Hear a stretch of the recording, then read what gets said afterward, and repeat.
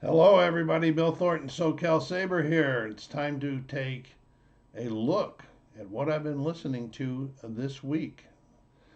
And it's a mixed collection.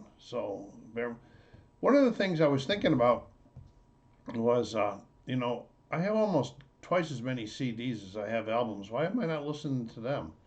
So I picked out two this week, and I'll show you those two also. But most of today's video is about vinyl. Speaking of, go down there and hit the like button, subscribe if you haven't done so yet, and help the channel grow some more. That's really appreciated. I have a question for you. What type of media do you like? Vinyl, CDs, cassettes? What is your preference and why? I don't know if I have a preference between vinyl and CD to tell you the truth. I got all those CDs when vinyl was dying out in the 90s and getting kind of hard to find and expensive. And it's expensive now. Uh, so maybe I should be buying more CDs. I don't know. You guys tell me. Anyway, the first one I listened to a while back ago, I told you I had bid on this auction that was a disco and soul auction to get some more into that into my collection. And the first one that came, this one was part of it, and it's called Destination Sun by the group Sun. And it came sealed.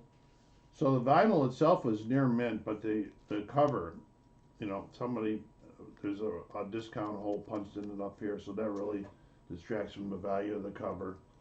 And I'm trying to make sure that I can keep this, whatchamacallits, the glare off for you. Somebody asked me, well, why did you bid on this one in particular? Well, I didn't, and some of them I didn't bid on particular because during the auction, the guy would put up, oh, okay, this is a three for or a four for, and I'd bid on it because I knew I was going to get four albums at a relatively good price, like $4, $5 a piece. So the twofers would come in handy, and I've done a few more of those outside of the soul. But I don't know. I only have a few more for that collection to see. The next one took me back in time. This is Buddy Holly, Greatest Hits. Now this particular album, I believe, let me check and see. I want to make sure I give you the right date. It was released in 2012. But all of the songs, it's a compilation of the three albums that Buddy Holly put out before his untimely death.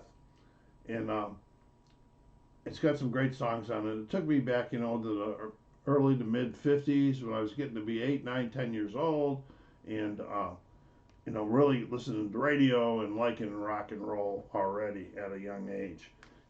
Some of the great songs on here is That'll Be the Day that he made when he was with the Crickets. And then Peggy Sue, Oh Boy, Maybe Baby, Listen to Me, and then 5 other ones. So this was pretty cool. This really brought back a lot of memories for me. I think that's why I like music the most. I don't know, maybe not, because it brings back memories of a time that I was in at the, you know, in during then. The next one is by the guy born in Buffalo, just like me, about a year and a couple months after me, and that's Rick James. Now, this one came sealed also, but I guess the previous owner or whoever owned it then had ripped off the top portion of the, I think it's up here, no, it's over here, the top portion of the shrink, made a cut on it, and then wrote his name Tom up here. So even though it came sealed and the vinyl's in real good shape, all of that stuff distracts from the value of the album cover, the cover, in the overall product. I look at the values, not that I don't collect for the values. I don't collect for, some people are really into collecting for, they want to have the original pressings. If I run across an original pressing, nice, I like that. But I don't go out looking for them. I have an album hunt list that I use if I run across some of them, I might bid a little bit more on that. But it's not because of their value or their pressing. It's just because of something that I want into my collection.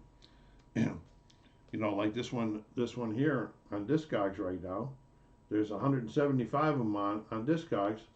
The high cost, which you're never going to get, is $10.44, and it's 483 medium, and that's probably what I average paying for it anyway. But it did keep my toes tapping. The Rick James ones that came in this group, soul group, have been pretty decent. Pretty decent. I don't know that I knew that much about Rick James music before I got this collection, to tell you the truth, or listened to it.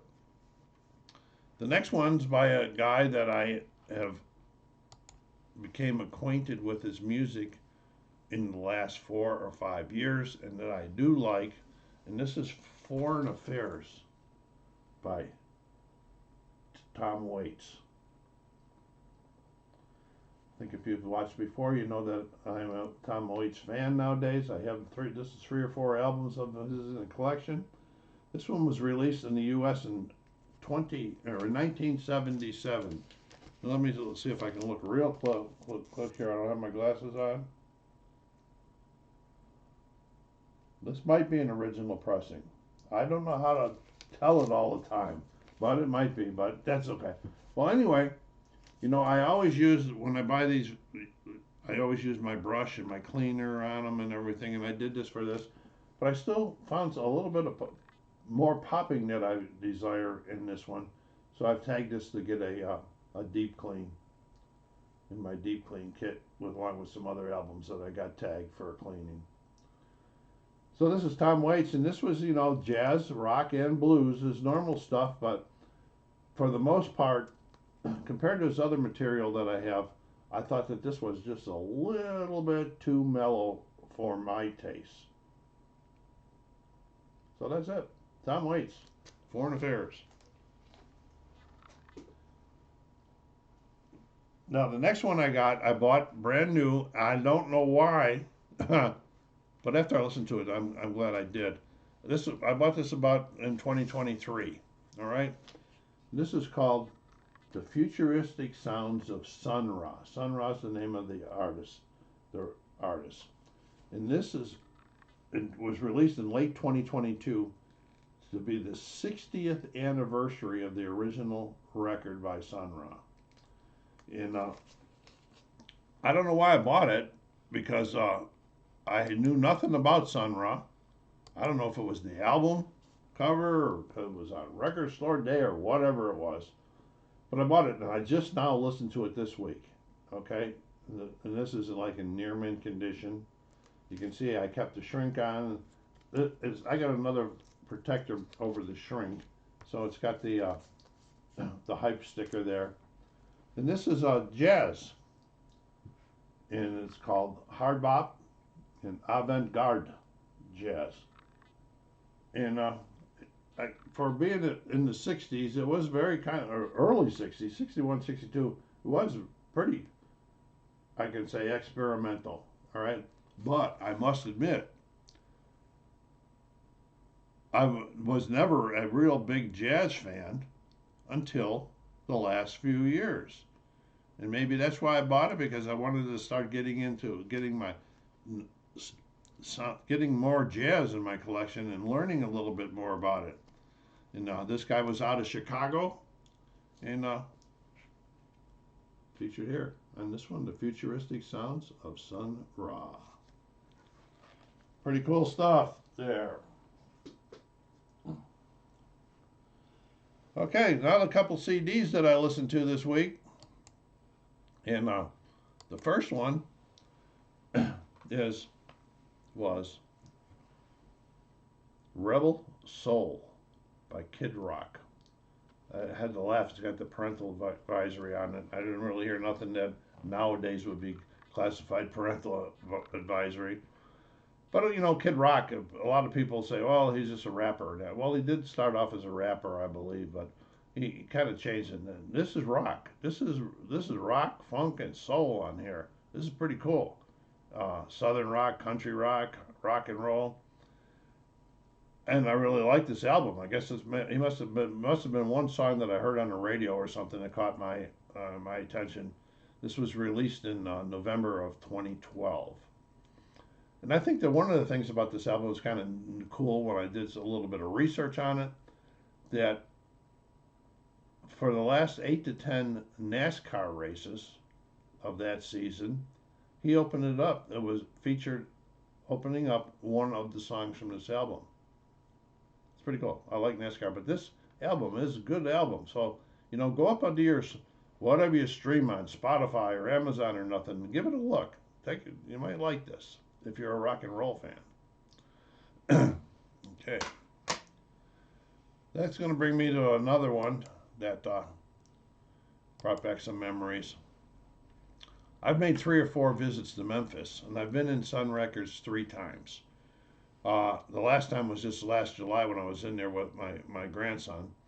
But the one time before that, when I was in there with a friend, I saw this CD on the rack, and I said, well, I got to have a souvenir from them, and I'll pick it up. This is called The Class of 55. This is a Memphis reunion get-together and recording session by Carl Perkins, Jerry Lee Lewis, Roy Orbison, and Johnny Cash. What a collection of guys. All followed the king, Elvis. Elvis had, by the time they went back in 55, had already left Sun Records to go to RCA, where his rights were sold by Sam Phillips. But these guys all recorded for Sun Records. And so I picked this up, and it's pretty cool. It's got they all got like individual solos, and they do backup ground solos, and a lot of the songs I didn't never heard before. But it's back from those days. It's like the 50s, the doo-wop days and the rock and roll days. So that is The Class of 55. So that was it. If the audio sounds a little different this way, I'm using my webcam audio because for some reason that new Blue Yeti that I got is cutting in and out. And I'll have to do some checking on that. Anyway, SoCalsabre saying thanks a lot, folks, for stopping by. I'm glad you gave me some time today. Take care of yourselves out there. Be kind to each other. And lastly, please stay safe.